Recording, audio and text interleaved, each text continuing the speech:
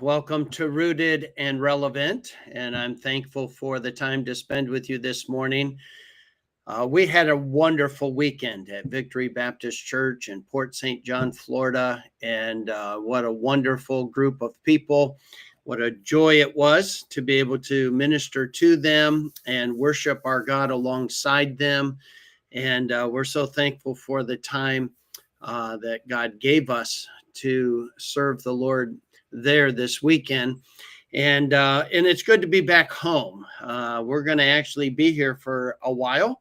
And our next travel is in December. So we'll be gone for 12 days in December. But for the most part, right here in Port St. Lucie for the foreseeable future. And so I hope to be able to join you each day at our appropriate time and to get into some semblance of normalcy.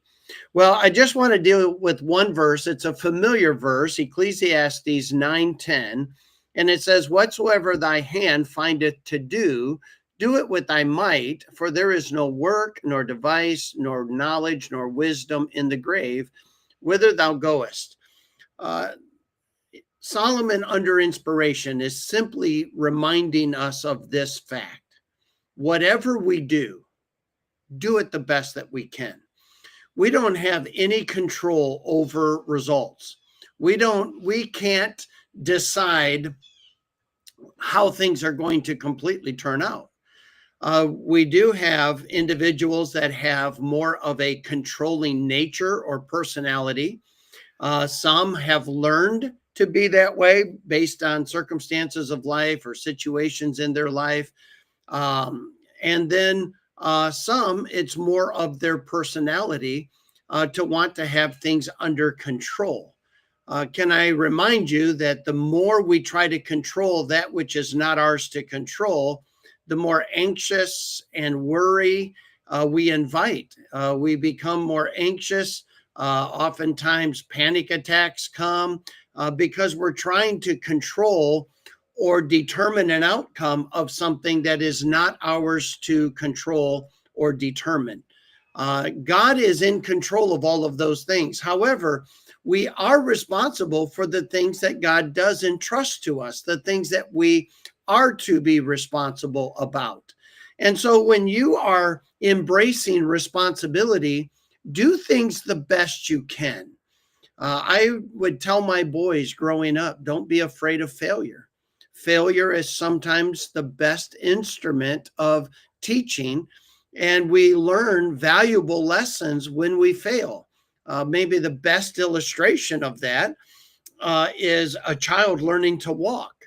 When he gets out of balance and he crashes and burns, he tends to learn how to correct that out of balanceness, and he begins to be able to have greater balance, and he begins to walk and he learns. But there isn't any child that's ever learned to walk that didn't crash and burn. The other illustration is maybe that of riding a bike, right? All of us have crashed a bike from time to time, but we should learn from it. And I would teach my boys that failure is only a bad thing if you do not learn from it, because then you're destined to repeat it. And however, if we learn from it, it now has been valuable. And some people who are afraid of failing are afraid to attempt anything. So they lose out on some things that they would be able to enjoy, some things that they would benefit from. But they never embrace it because they're afraid of failing in it, whether it's a type of job, whether it's marriage or a relationship. The fear of failure keeps them from even entering into the arena. Therefore, they forfeit the benefit or blessing of what they could have had. And so fearing failure is a bad thing.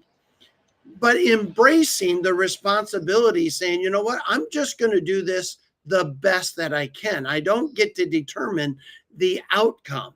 We're going to expand on this tomorrow in our daily focus. But today, I just want us to look at How do we approach the responsibilities God has given to us?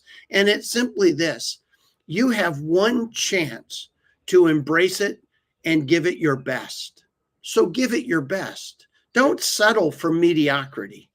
Don't settle for good enough. When your hand finds something to do it the best you can. Give it all of your might. Give it all of what you've got to put into it.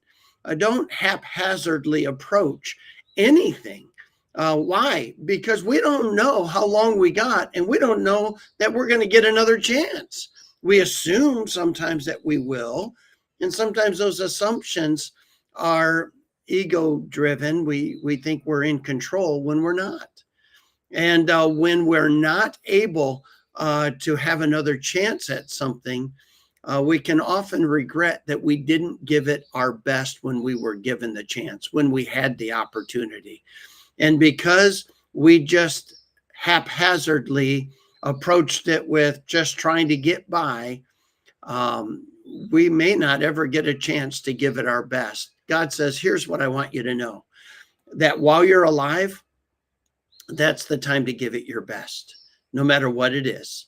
Whether it's your marriage, whether it's child rearing, whether it's time with friends, whether it's investing in service in your local church, whether it's your devotional life, whether it's your prayer life, whether it's your witnessing opportunities, whatever it is, even down to the mowing of the lawn or the cleaning of the house or the putting away of your clothes, whatever your hand finds to do, just get in the habit of giving it your all. Do the best you can, no matter what it is, and trust the results to the Lord. As long as you and I can say we gave it our best, God will bless it. Why? Because he said, while you're alive, you get the opportunity to give it your best. So give it all you got. And so my advice to you is approach life with giving your best in everything God has in store for you today, so that you have no regrets at the end of the day. God bless you. Hope you have a great day. I'll look forward to sharing a little more with you about that tomorrow. God bless.